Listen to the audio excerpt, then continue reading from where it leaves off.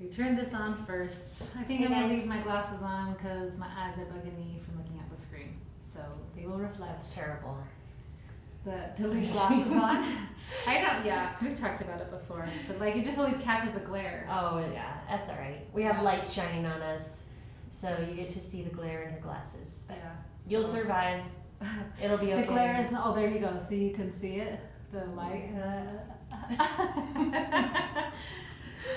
So today we're talking about episode number 17. 16. 16. I have it written wrong in my notes. 17. Oh, yeah. I wrote here 16.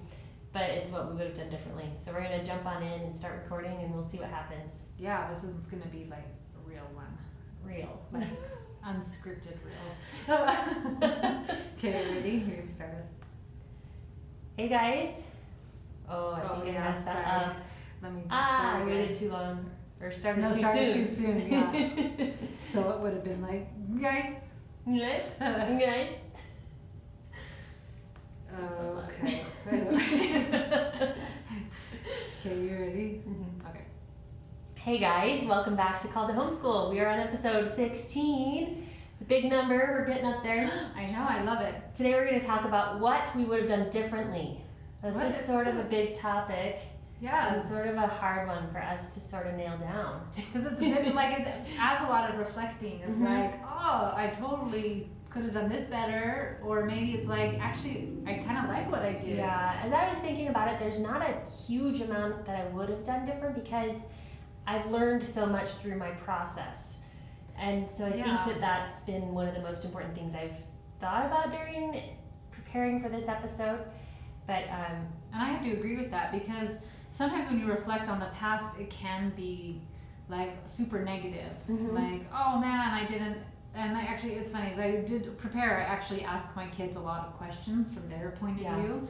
And a couple of them, mostly my second boy, and he's like, you never say my name. So Porter was saying that, Oh. he was like, give me a shout out, girl.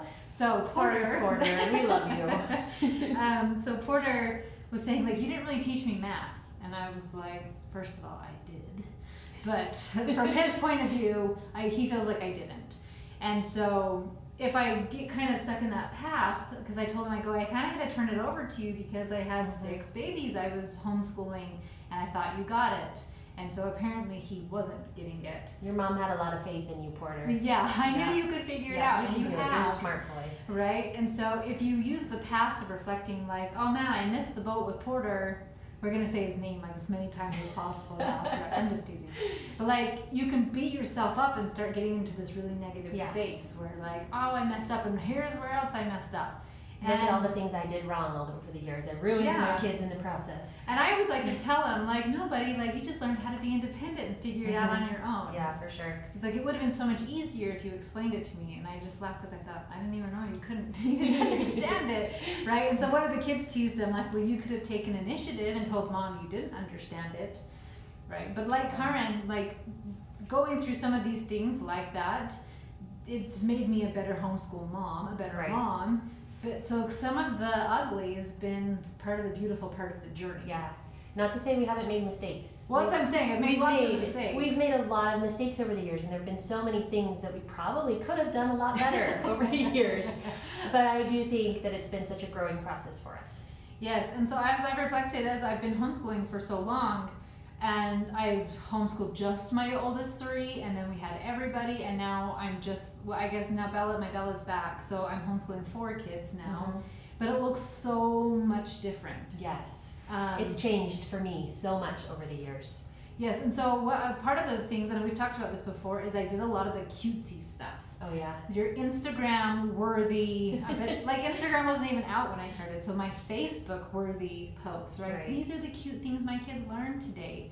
Mhm. A lot of crafts, a lot of art, and then my kids don't even remember them. I used to try and do, well, I was doing the story of the world for my Yes. history at the beginning, and they have that activity guide that goes with it that's like 10 Which inches is thick. great if you're really feeling It's really cool. scared. But I thought I had to do all of Oh, those you did. things. I mean, I didn't think I had to. I just tried to. Right. You know, and so I was trying to do all the crafts and read all the books, and I'd go to the library and get this pile of books and trying to do it all. And I eventually learned, I got rid of those activity books and just read Funny. the book. And it was so much easier and so much better and so much less stressful on us. And yeah, your kids don't typically remember all the things you do, all those extras that you put pressure on yourself to do. They don't remember them. Yes, well, the Story of the World is a cute curriculum It is. for I history. liked it a lot. And it does have a fun activity book. I wasn't like Carmen, I would just do one. But I did a ton of sewing projects. Oh, okay. Like we'd make bags. We were learning about Japan, and we made a cute kite, like a fish kite or something fun like that. My kids don't remember. Yeah. And so with my next kids, like I could live in a space of like I feeling guilty, like oh sorry, like you're not getting this, but they're getting the mom they needed at that moment. Right, and that's something I've thought a lot about because as I've had more kids and gotten busier in life, I've done less of that kind of stuff with my younger kids coming up. They haven't had as much of that hands-on and so mom involved, and I think that's because I'm busier and it's okay. But like Megan said, I think it's good to recognize that they're getting what they need right now, and I need to not have guilt over that. Yes, because they're just getting. It's just funny. My before it was like, what do my kids know? And I was so worried about all these things of how much knowledge can I shove in their heads. And now I'm like, do they know how much I love them? Yeah. What is my connection with them? And so, yes, my big kids probably got the more fun and the arts and the crafts, but they also kind of got a crazier mom, for being honest. Like, I had a shorter temper. I didn't have good systems in place, right? So it was a lot more of like, you guys are such pigs and messes and this is driving me crazy. So a lot of that, like, I'm being stretched too thin and this is so hard. And so they kind of like, yes, they got cutesy, but they also got crazy. Yeah. Have you ever seen the scale of the guy at the chart? Like, how hot your wife is versus how crazy? Oh, yes. Oh, that's really funny. So, like, super great on cutesy, but also super high on crazy. Yeah. Like, so now I've cut back on both of those. Good job. Good job. That's Thank funny. you. So when I was starting out also, I would spend a lot of time trying to figure out what others were doing. And I think that's normal at the beginning. Yes, because you don't know what you're doing. You don't know. And so you're reading a lot and reading blogs and reading, reviews on things. And so I spent so much time just watching others and learning from others. But it turned into me needing to always compare myself to what they were doing and feeling like I needed to change and do the next best thing all the time.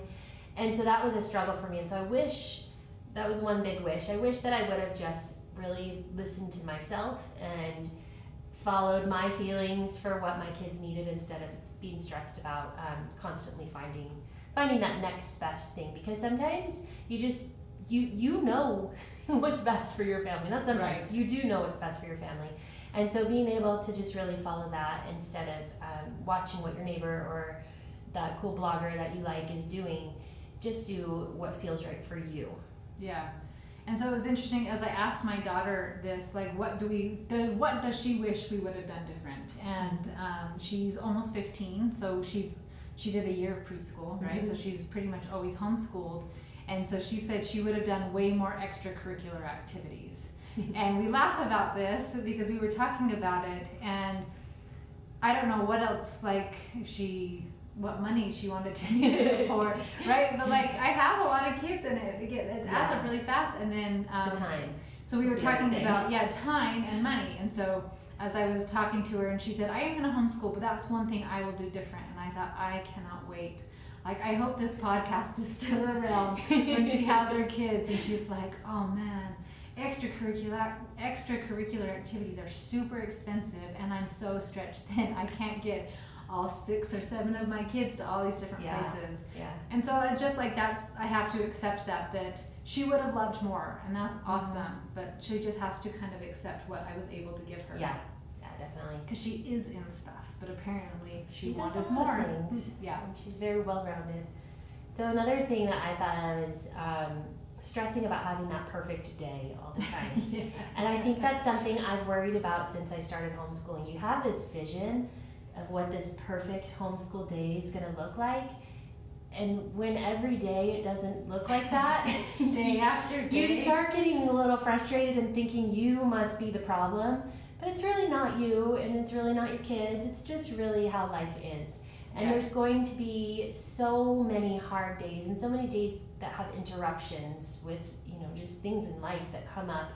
And you just need to know that those perfect days are going to be very few and far between. You'll have a few of them here and there, but it's okay. And it's okay if you'll have a lot of beautiful moments. You will have beautiful moments. I don't know if you ever really get a full day. Yeah, probably not. Right? Like, that's just the reality of life. True. Whether or not your kids are at school or at home. Yeah. Like, you have a lot of beautiful moments. Like, where one kid is like, this was awesome and meaningful, and then the other kid poops their pants. Right. Right. It's so true. But, there's going to be kids that get sick, or someone needs to go to the emergency room, or somebody, I don't know, makes a huge mess and dumps juice all over the floor. Or, those things are going to pop up all the time, and that's just regular parenting stuff.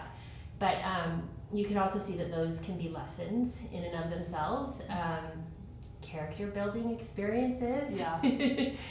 But you're going to grow with those things, and you're going to see change from those as well. Yeah.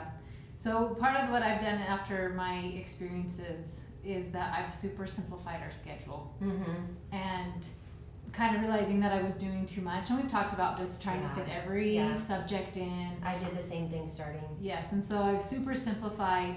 I've turned as much learning over to my kids, and I actually got to talk to someone the other day, just texting, of teaching your kids to be independent learners. And I think we'll do a whole episode about that, of how to mentor them to be independent learners. We talked a lot about that in our junior high and high school episodes. Yeah. But also it's given time for me to develop my hobbies, and I can study right along with them, which sometimes has way more perks because they're seeing like, oh, my mom does these cool things, I can do these cool things. Oh, my mom is studying, I want to study this. And so it's really just, I'm realizing I want to create this culture of learning and studying. And so the best way to do that is by doing it myself. And so by simplifying my schedule, I can do those things. Yeah, cut out the fluff. You don't need every single thing every single day, and you don't need to teach 1,200 subjects. Now, if you are an artsy, crafty person, that might speak to you. Well, so and I am, and that's a lot of what I do with my kids, just because it's something that brings me joy. And my daughters are artistic, and they love it as well. And my boys love science, and so I do those things with them because it's the way they love to learn, but it's also stuff I like to do. Right. But it's not a requirement, and I don't put pressure on myself about getting those things done. It's an added bonus for when we have time. And so and they're beautiful and they're fun, but you don't have to feel pressure to do those things all the time. And I think this is becoming my rule of thumb. If it's I do make my kids do the basics in school, right? And so I do require that. But any of this fluff, if they will do it without being reminded or without having to be asked, I understand it as a passion. Yeah. And so then I will support and drive and do those things, because I can tell the difference now of, this sounds fun, I want to try this, versus I love this and I want to do that. And so by not making them do piano and making them do this and making them do debate and making them do just all these things, because you're coming from this place of fear almost, right? Like they have to do all these things, that then they have the time to do their actual passions. Yeah. And I also had a lot of fears, thinking I needed to make up missed time. Like, for instance, if we had a day where we went to the dentist in the middle of the school day, then I felt like we had to make up that missed school time and then some, because we missed, and so I was like pushing to get all the work done that we should have done during those hours when we weren't at home. And I kind of relaxed on that a lot. And I don't stress it quite as much. I mean, we still, obviously, I'm not going to skip school completely, but I just roll with it more. Yes, and because you have to sometimes, and not that I'm suggesting you compare, but what they do at school, a lot of times there are assemblies, there are off days, field day, like always events, and so it really, and then we do school in the summer. Yeah. And I do school on a lot of those Monday holidays as well, so it all balances out of just kind of learning to relax. I guess relaxing has been the one thing that I've really taken, that like just go with it. Go with the mood of the home. Yeah. And we talked about that with the read aloud, like cut it short if somebody's not doing it. So if a subject, like somebody's crying and like, I hate this, you don't have to keep going with it. Like relax. Yeah. Like, what's your end game goal? Another thing I thought is that I should just savor the little moments more often. And those come, and you, like Megan said, you'll have just these beautiful moments within your day. And sometimes it's hard to just stop and appreciate those moments. But looking back, you'll see them and you'll appreciate them. Yeah. But sometimes when you're in them, it's hard to recognize that and appreciate that. And so I really want to be more intentional about that and just, pondering on that, being grateful that here are my children surrounding me and we're joyfully reading this book together, or whatever it may be. Or look at us going on this nature hike and we're noticing the color of the leaves, or whatever it may be. Just savor them and just appreciate those little moments when they do come, and know that you're doing good. Yeah, absolutely. That's funny. When we were reading the other day and everyone was snuggled, I was like, to my husband, I go, I can't believe you didn't take a picture. That was adorable. Seriously. But there are those beautiful moments that help you on those hard days to remember, like, okay, today somebody lost their mind during read aloud, but yesterday, yesterday was beautiful, and yesterday was why I keep going. Right. And so I would guess our theme, what I would have done differently for me is just, like, I don't know that I would change it because it's helped me become the person I am. And my children, for some reason, needed the mom at that moment. So I kind of appreciate the things that have helped me grow to become more simplified and more relaxed. Definitely, me too. But yeah, I would guess simplifying and relaxing are the two the main main things things. I've learned through this journey. You don't have to make it so hard on yourself. No, you're doing amazing. Like, you're already a boss, and like, you had babies, you're kicking butt, and now you're homeschooling. Like, pat yourself You're on a the rock back. star, Mom. You are. Okay, so that's some of our thoughts of what we would have done differently, and it's kind of, I don't know that we would, because we learned and grow. So know that as you're having your bad days, use them as an opportunity for growth. I use that term as almost jokingly, because when something's hard, I'm like, oh, what a great opportunity for growth. But like, if you can actually do that with your homeschool, it's going to be amazing, and you're going to find your groove and what really works well for you. Yeah. All right. Thanks so much for listening today. Have a great one. See you guys.